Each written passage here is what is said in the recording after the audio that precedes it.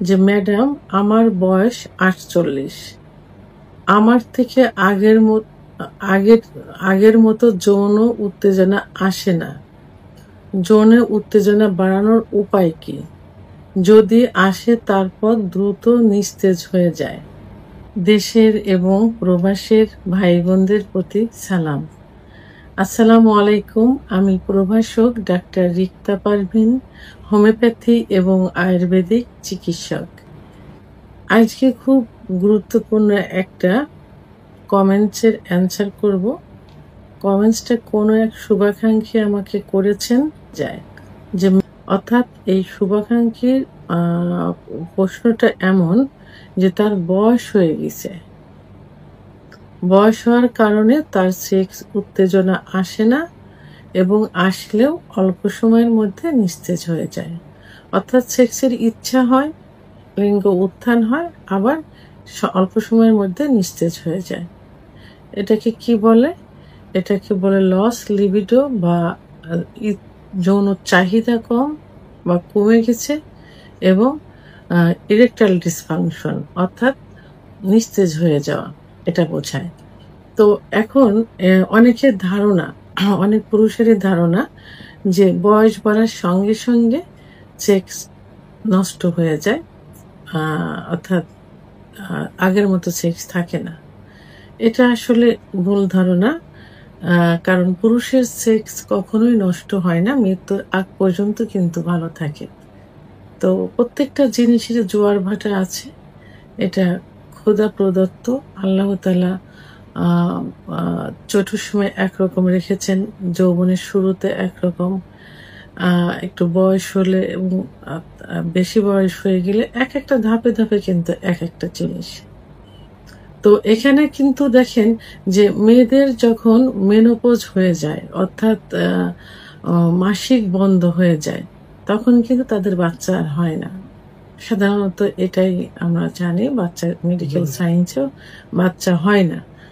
কিন্তু পুরুষের কিন্তু মৃত্যুর আগ পর্যন্ত সে যদি যৌন মিলন করতে পারে, 1 মিনিট আগেও যদি সহবাসে বীর্য বের হয়, তাহলে কিন্তু সে বাচ্চা দিয়ে কিন্তু মারা যেতে পারে। আল্লাহ তাআলা এটা দিয়ে দিচ্ছেন পুরুষদের একটা ক্ষমতা। তো এখন যে ভাইয়া এই কমেন্টসটা করেছেন এবং যাদের এই মন্তব্য আছে, তাদের ভয় পাওয়ার কোনো কারণ নেই। কারণ এটা আবার ঠিক হয়ে যায়। প্রত্যেকটা, আমি যেটা বললাম জোয়ার ভাটা, এখন পুরুষের সেক্স হরমোন, একটা গাড়ি যেমন ইঞ্জিন ছাড়া চলে না, গাড়িটা কিছুদিন ব্যবহার করবেন, ক্ষয় হবে, একটা সময় ইঞ্জিন সার্ভিসিং করতে হয়, এরপরে মাঝে মাঝে করতে হয়। পুরুষের সেক্সুয়াল লাইফটাও কিন্তু একটা ইঞ্জিনের মাধ্যমে চলে। সেটা হলো পুরুষের সেক্স হরমোন টেস্টোস্টেরন হরমোনের মাধ্যমে চলে। এই হরমোনটা 30-এর পরে যে আস্তে আস্তে কমতে থাকে। আচ্ছা, তখন সঠিক চিকিৎসা পাইলে এটা আবার পূর্বের অবস্থায় ফিরে আসে। সেহেতু মনোবল ঠিক রাখতে হবে। সেক্স কখনো নষ্ট হয় না। বয়স হলে যে সেক্স নষ্ট হবে, এটা ভুল ধারণা। আচ্ছা, তবে একটু বয়স হলে যখনই সেক্স হরমোন কমে যাবে আর বয়স যখন বাড়তে থাকবে, তখন যেহেতু সবকিছুর একটু লস হবে, তখন কি হবে? রক্ত সঞ্চালনটা কিন্তু কমে যাবে। কারণ যখন সেক্সের ইচ্ছাটা হয় ব্রেনের থেকে। তো ইচ্ছা যখন হয় তখন টোটাল বডিতে কিন্তু রক্ত চলাচল করে, বিশেষ করে হার্টের থেকে লিঙ্গের ভিতর রক্ত চলাচল বেশি করে। তখন লিঙ্গ লোহার মতো শক্ত হয়ে দাঁড়িয়ে যায়। তো বয়স বাড়ার সঙ্গে সঙ্গে এই রক্ত সঞ্চালনটা, যেমন বডির অন্যান্য অংশ অর্থাৎ স্কিন যেমন লুজ হয়, এই যে শিরাগুলো থাকে, শিরাগুলো কিন্তু সংকুচিত হতে থাকে, লুজ হতে থাকে। আচ্ছা, অনেক সময় দেখা যায় যে মানসিক চাপ থাকে। সাধারণত একটা ছেলে বিয়ের পরে, বিশেষ করে 25-এই একটা অ্যাডাল্ট হয়, চাকরি করে, ব্যবসা বাণিজ্য করে, বিয়ে করে, তখন পরিবারের একটা দায়িত্ব তার উপরে চলে আসে। অনেক চাকরি, ব্যবসা বাণিজ্য, দেশের বাইরে যায়, তখন মানসিক একটা চাপ থাকে। অনেক দুশ্চিন্তা থাকে, ঘুমের অনিয়ম থাকে, যে কারণেও কিন্তু এইটা আস্তে আস্তে কমতে থাকে। আবার 25-এর পরে অনেকের কিন্তু আগেই হয়ে যায়। আর অধিকাংশ ক্ষেত্রে আমাদের ধারণা যে 25-30-এর পরে যে কিছু রোগ থাকে, যেমন ডায়াবেটিস, উচ্চ রক্তচাপ, হার্টের সমস্যা, কোলেস্টেরল, লিভারের সমস্যা ইত্যাদি থাকে।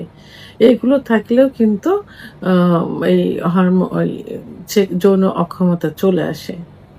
তো এগুলো সাধারণত ওই বয়স হলেই এইগুলো ধাপে ধাপে হয়। 25-এর আগে কিন্তু এই সমস্যাগুলো খুবই কম থাকে। আমরা সাধারণত ডাক্তারের কাছে গেলে কেউ আসলে বলি যে বয়স কত? 40, তাহলে তো একটু সমস্যা হবেই। তো এই যে বয়স বাড়লে যেটা এটা আমরা বলে থাকি, এরকম একটু হয়, কিন্তু সেক্সুয়াল বিষয়টা কিন্তু এটা ঠিক হয়ে যায়। আচ্ছা, আমি বারবারই কিন্তু আপনাদের সাহস জোগানোর চেষ্টা করছি। আচ্ছা, আরেকটা বড় একটা দিক থাকে, সেটা হলো যে অনেকের ধূমপান, মদ্যপান, কিছু খারাপ নেশা থাকে। এই খারাপ নেশার কারণেও কিন্তু এই সেক্স হরমোনটা কমতে থাকে। আর এইগুলো সাধারণত একটু বয়সের থেকেই হয়ে থাকে। 30-এর পরে যেই হয়ে থাকে, এটা দেখেন বডির সঙ্গে কিভাবে আল্লাহ তাআলা অ্যাডজাস্ট করে দিয়েছেন। যে এই বাচ্চা বয়সের যৌবনে কিন্তু মোটামুটি একটা যৌবনে যে তারুণ্যতাটা থাকে, এরপরে যেই কিন্তু যুবক যখন হয়ে যায়, একটু বয়স হয়, তখনই সবকিছুই কিন্তু লস হয়। এটা কিন্তু জানা যায়। এখন এইগুলো ঠিক করতে হলে প্রাকৃতিকভাবে কিন্তু উপায় আছে। প্রাকৃতিকভাবে এগুলো ঠিক করা যায়। প্রথমত হলো আপনার লাইফ স্টাইলটা চেঞ্জ করতে হবে। আমরা সাধারণত কিছু অভ্যাস হয়ে গেছে এখন অনেকেরই, যে রাত জেগে আমরা মোবাইল দেখি, মোবাইলে কিছু কাজ করি, এবং রাত জেগে স্টুডেন্টরা পড়াশুনো করে। কিন্তু না, আল্লাহ তাআলা তো রাত দিয়েছেন কিসের জন্য? ঘুমানোর জন্য। কারণ রাত্রে কিন্তু আমাদের ব্রেনটা চার্জ হয়। আমাদের ব্রেনটা চার্জ হয় কিন্তু রাত্রে, রাত 10টা থেকে 4টা পর্যন্ত। তারপর ধাপে ধাপে। আর আপনার সেক্স হরমোন, পুরুষের যে সেক্স হরমোন, টেস্টোস্টেরন হরমোন, এই হরমোনটা কিন্তু বৃদ্ধি পায় কখন? রাত 12টা থেকে তাহাজ্জুদ পূর্ব পর্যন্ত, অর্থাৎ 4টা পর্যন্ত। তাহলে এই সময় যদি ঘুম না হয়, কারণ একজন পুরুষ রাত্রে 5 ঘন্টা ঘুমোলে ভোর রাত্রে 15% হরমোন বেড়ে যায়। তাহলে কি করতে হবে? সব বদ অভ্যাসগুলো বাদ দিয়ে দিনে কাজ করতে হবে এবং রাত্রে ঘুমোতে হবে। তাহলে আপনার হরমোন কিন্তু ঠিক হয়ে যাবে। আর বয়স হলে আমরা আস্তে আস্তে কাজে জড়িয়ে পড়ে রাত জাগতে থাকি। আরেকটা, খাবার নিয়ন্ত্রণ করতে হবে। বয়স বাড়ার সঙ্গে সঙ্গে কিন্তু সবকিছুই যেহেতু পরিবর্তন হয়, খাবার একটা নিয়ম আছে যে 40-এর পরে গিয়ে, 30-এর পরে গিয়ে কি খাবারগুলো খাইতে হবে। খাবারের যে মেনুটা ঠিক রাখতে হবে। সকালের খাবারটা সঠিক সময়ে খাইতে হবে, 8টার ভিতরে খাইতে হবে। খাবারের তালিকায় ডায়াবেটিস রোগীদের জন্য যে খাবার, সেই খাবারটা রাখতে হবে, এবং নরমাল যারা একটু যুবক, তাদের জন্য যে খাবার, সেই খাবারগুলো রাখতে হবে। সাধারণত পুরুষদের সকালে একটা ডিম, কলা, এই যে খাবারের যে মেনু, এই খাবারগুলো ঠিক রাখতে হবে। সকালে খাবার 8টার ভিতরে খাইতে হবে, দুপুরের খাবার 1টা থেকে 2টার মধ্যে কমপ্লিট করতে হবে, এবং রাত্রের যে খাবারটা, এটা কি করতে হবে? সন্ধ্যা 6টার পরে, অর্থাৎ 7টার থেকে 8টার মধ্যে কমপ্লিট করতে হবে। এই খাবারের দিকগুলো ঠিক করতে হবে, এবং ব্যায়াম করতে হবে, এক্সারসাইজ অর্থাৎ ব্যায়াম করতে হবে। ইউটিউব চ্যানেল সার্চ দিলে কিন্তু দেখা যাবে যে কেগেল এক্সারসাইজের একটা আছে। কেগেল এক্সারসাইজ করতে হবে। স্ট্রেস কমানো, মেডিটেশন, নামাজ, প্রার্থনা, এইগুলো করতে হবে। নামাজ পড়তে হবে, আল্লাহর কাছে চাইতে হবে, প্রার্থনা করতে হবে। আর যেটা বারবার বলছি, সেটা হলো রাত্রে 7 থেকে 8 ঘন্টা ঘুমানোর চেষ্টা করতে হবে। আর ফোরপ্লে রানিং রাখতে হবে। ফোরপ্লে যে শুধু আপনি আপনার স্ত্রীকে করবেন সেটা না, স্ত্রীও আপনাকে করবে। ফোর প্লেটা সাধারণত 15 থেকে 20 মিনিট রানিং করতে হবে, তাহলে সময়টা কিন্তু বেড়ে যাবে। এতে মানসিক এবং শারীরিক উত্তেজনা একসাথে চলে আসবে। তাহলে ফোর প্লেটা বেশি বাড়াতে হবে।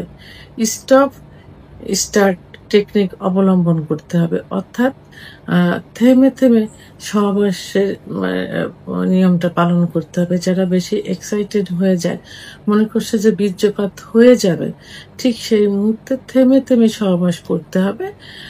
এখানে সঙ্গিনীর যাতে বুঝতে না পারে এমনটা করতে হবে। আর সঙ্গিনী যদি সহযোগিতা করে, তাকে বোঝার মাধ্যমে যদি দুজন সহযোগিতার মাধ্যমে করেন, তাহলে সেটা আরো ভালো হবে। এটা দুজনে কিন্তু